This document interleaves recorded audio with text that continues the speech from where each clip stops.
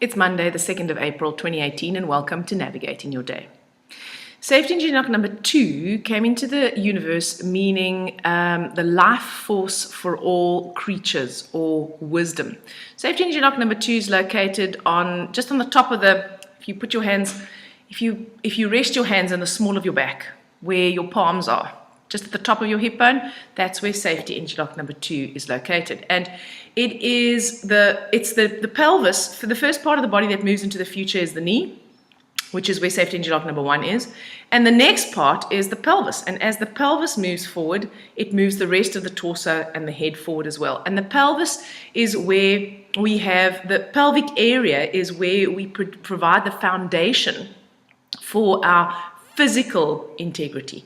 And so 2 gives us a stable foundation. Now, 2, the wisdom of 2 is about appreciating that this is a dualistic universe that we live in, and that at the level of our lower mind, we will polarize everything into being good or bad, black or white, happy or sad, success or failure, based on our version of reality. So we view every person, event, or circumstance that happens to us in our lives through our own personal filter. And our personal filter is what we think is important or what we think is good or bad. So if something happens that supports our filter, we call that good. And if something happens that challenges our filter, we call it bad. But in actuality, at the level of the higher mind, nothing is good or bad. It is essentially a combination of both. So we perceive this polarity sort of like a seesaw, like opposite ends of a seesaw. It's either good or it's bad, or it's happy or it's sad, or successful or it's failure. Actually, what is happening is we're in a spiral. We're in a spiral, an ever-expanding spiral of consciousness trying to grow our awareness. And so happy is on one end of the circle and bad is on the other end of the circle. And depending on where you're standing, you will judge it as being one or the other. So the wisdom of safety engine lock number 2 is knowing and appreciating this, and this is the foundation upon which we base our lives. This is a fundamental sort of law of the universe, which is the very foundation that governs how things work here on our planet. In the physiology, we have the autonomic nervous system that runs the automatic functions of the body, and it consists of your sympathetic nervous system, which responds to your stress signals. That's the fight, flight, or freeze. And you have your parasympathetic nervous system that responds to rest and relaxation and reproduction. So those 2 parts of your autonomic nervous system, they govern every single automatic process in your body. So hormone production, digestion, regeneration, cell death, reproduction, neurotransmitter production, how many red blood cells you make, sequestration of white blood cells, all that stuff that you don't have to think about, that happens via your autonomic nervous system. And if your perception is that there's more challenge than support in a circumstance or an event in your life, it's going to activate your sympathetic nervous system over your parasympathetic nervous system. If you're addicted to always being supported and you just want support, and support is all you're after, and you can't appreciate the value of challenge, then your parasympathetic nervous system becomes overactive, and then you become slow and sluggish and fatter, for example, and everything slows down. If your sympathetic nervous system is too active, then everything speeds up, and that's when you start feeling burnt out and frazzled. So your perceptions, your understanding of this dynamic, of this balance of the 2, that in the universe everything actually is neutral until someone judges it through the filter of their own value system. The more you really get that, the more equilibrated those 2 parts of your autonomic nervous system become, and the healthier you become. I had a teacher, John DeMartini, who said, "The mind always lies, the body never does. That's why God put the clues in the body." So 2 is a water number, and we have the 2 from 2018. So we have 2 water numbers, and we have the 4 from April, which is an earth number. If you didn't catch my clip on what the 4 means for April, please go and watch that because it's a lot more detailed. 4 is an earth number. It's about boundaries. It's about staying in integrity. It's about connecting to your authentic self. It is about knowing where your boundaries are too fluid and maybe making them slightly more rigid, or where they are too rigid and getting yourself out of the constraints of too rigid and confined thinking. 4 is a practical number. 4 is about truth.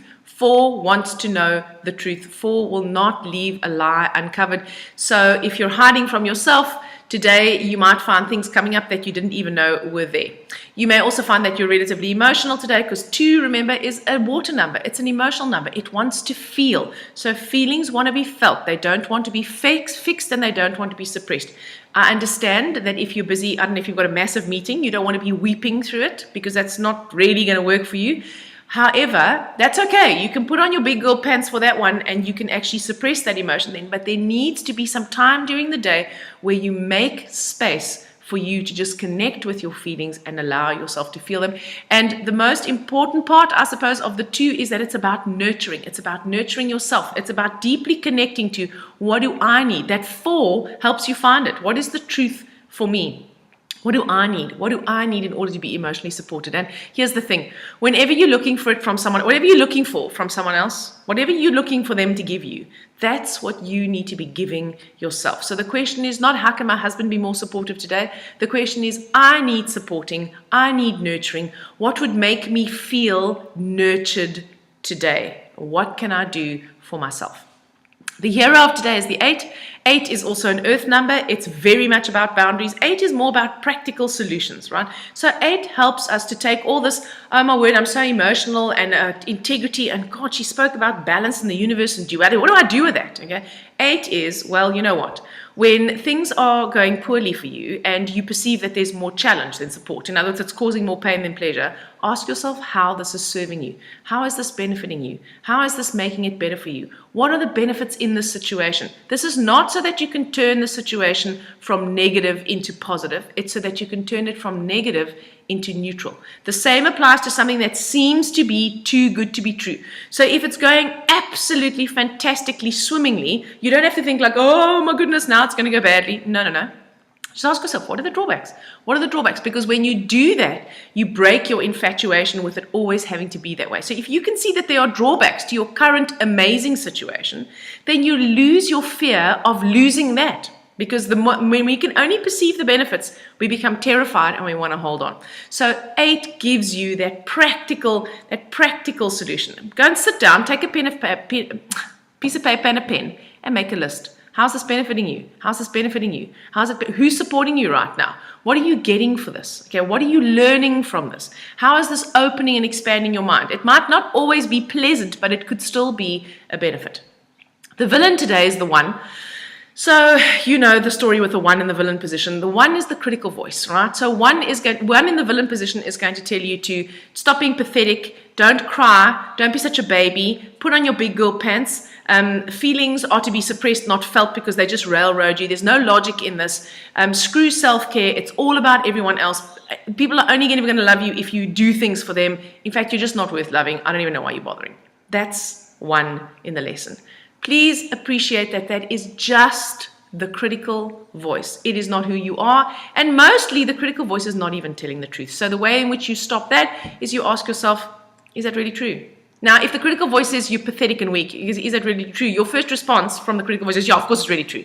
Well, one in my life demonstrates that that's not actually true. Have I ever been strong in my life? Of course you have been. You wouldn't be alive if you hadn't been.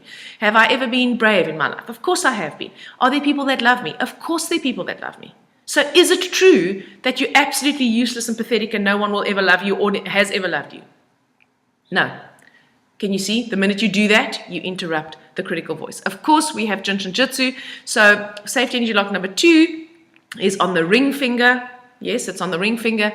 By holding your ring finger, you help to harmonize the lung and large intestine organ function energy. You help to harmonize the emotion of deep sadness and grief and letting go. And you can let go of that critical voice in your head. You can't let go of it because you can never get rid of it, right? But you can let go of what it is saying. You can let go of the fact that you believe that everything it says about you is true. Holding your ring finger can help you do that. It helps you connect to safety energy lock number 2, and it helps you appreciate this balance that exists all around us. I hope you have an amazing day, and I'll speak to you again tomorrow.